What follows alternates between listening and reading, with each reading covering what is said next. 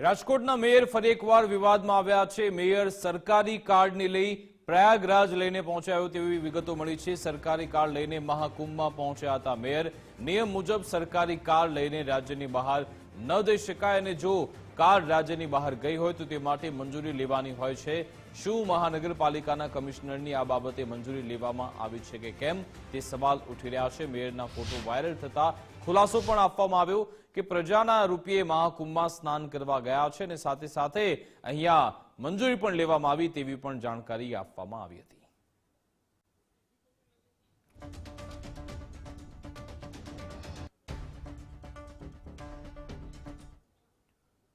રાજકોટના મેયર સરકારી કાર્ડ લઈ મહાકુંભ લઈ જવા મુદ્દે રાજકારણ ગરમાયું છે। સરકારી કાર્ડ રાજ્ય બહાર લઈ જવા મુદ્દે રાજકારણ ગરમાયું છે।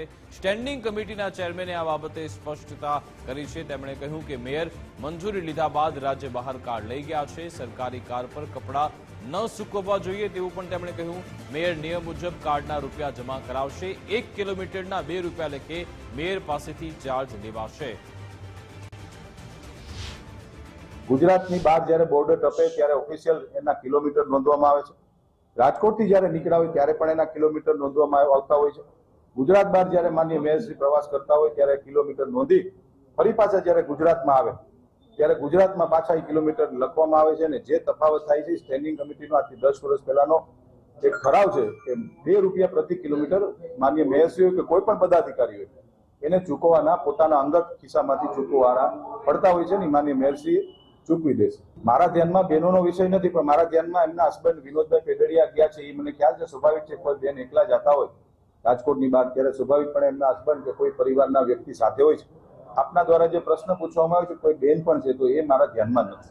એ ગેરવ્યાજબી વાત છે એ હું સ્વીકારું છું। એ ગેરવ્યાજબી વાત છે ન થવું જોઈએ કારણ કે ગાડી એ સરકારી ગાડી હોય છે ને સરકારી ગાડીનો ઉપયોગ આ પ્રકારે થાય એ ન થવો જોઈએ। આપની વાત સાથે ટૂંક સમયની અંદર આ ઠરાવ રદ કરવામાં આવશે અને માર્કેટ રેટ મુજબ જે અત્યારે ચાલી રહ્યા છે કે ભાઈ ઇનોવા હું પ્રાઇવેટમાંથી ભાડે કરું તો મને ઇનોવા કેટલા રૂપિયા પ્રતિ કિલોમીટર પડે આ પ્રકારનો રાજકોટ મહાનગરપાલિકા આવનારા દિવસોમાં ઠરાવ કરશે। માનનીય મેયરશ્રી હોય માનનીય સ્ટેન્ડિંગ કમિટી ચેરમેન હોય કે માનનીય ડેપ્યુટી મેયરશ્રી કે કોઈ પણ પદાધિકારી હોય અમે પ્રજા માટે અહીંયા બેઠા છીએ એટલે અમને પણ એવા ટોકન દરે જવાનો કોઈ રાઇટ્સ નથી। આવનારા દિવસોની અંદર જે માર્કેટ રેટ ચાલશે એ જ મુજબનો નવો ઠરાવ તમારી સામે હું મૂકીશ। મહાકુંભમાં સરકારી કાર્ડ લઈ જવા મુદ્દે કોંગ્રેસે પ્રહાર કર્યા છે। કોંગ્રેસ નેતા વશરામ સાગઠિયાએ પ્રહાર કરતા કહ્યું કે મંજૂરી પહેલા લીધી હતી કે પછી વિવાદ બાદ લીધી તે જોવાનું રહેશે। બજારમાં 1 કિલોમીટરના 25 રૂપિયા ભાવ ચાલે છે। મેયર ગયા છે તો ટીઆરપી અગ્નિકાંડના પાપ ધોઈને આવશે તેવું કટાક્ષ પણ વશરામ સાગઠિયાએ કર્યું। ધર્મનું નામ છે, ધર્મમાં આપણે ત્યાં જઈએ છીએ એટલે પાપનો પૈસો લઈને જવાય નહીં, પંચનો પૈસો લઈને જવાય નહીં। આ પૈસો કદાચ ખર્ચ કરશે તો એ પંચનો રાજકોટની પ્રજાના પૈસા છે પંચનો પૈસો કહેવાય એ પૈસે જવાય નહીં। કે રાજકોટના મેયર રાજકોટ કોર્પોરેશનની ગાડી ઉપર બહેનોના પહેરવાના ચણિયા સુકાય છે એ વિડીયા ફોટા વાયરલ થયા છે એ સારી વસ્તુ નથી। બોલતા પણ આપણને દુઃખ થાય કે આ વસ્તુ હકીકતમાં ન થવી જોઈએ અને થઈ છે।